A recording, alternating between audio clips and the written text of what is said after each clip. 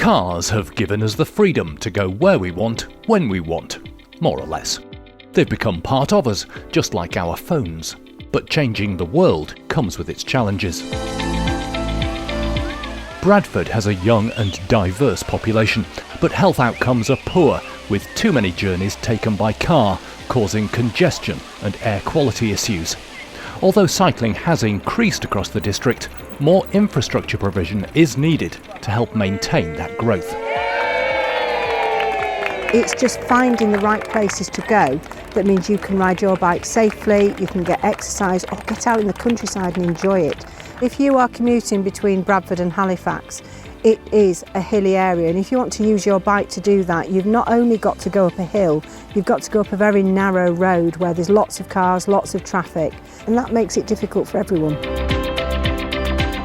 14,300 people typically make the daily commute between Bradford and Calderdale, averaging 8 miles per trip.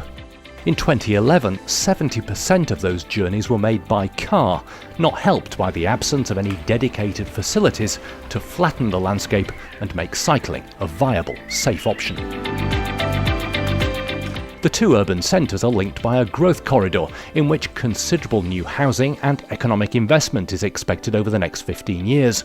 Whilst obviously welcome, that development has to be sustainable. A Bradford to Halifax Greenway would ease its impact and help to revitalise local communities.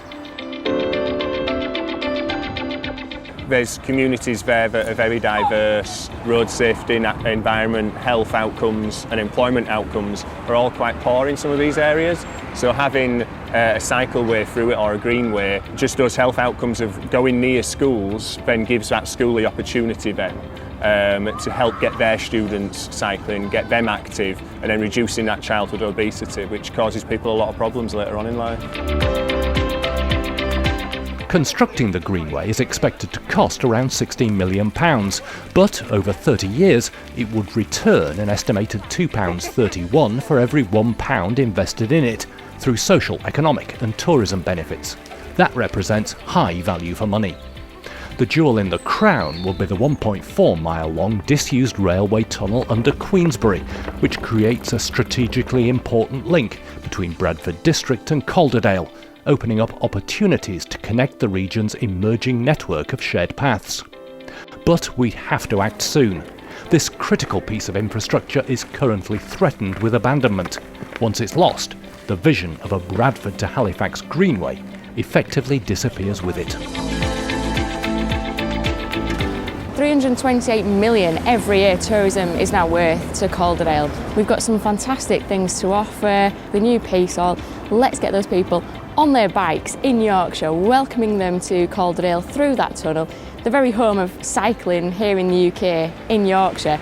Wouldn't that be brilliant? And I really do think the Queensbury Tunnel could be a real sort of epicentre of driving some more of that positivity and attraction.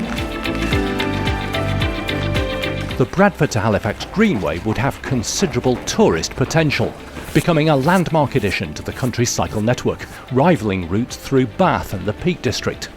It would demonstrate an ambitious commitment to meet our environmental and health obligations, offering thousands of people in often overlooked communities a genuine alternative to their car.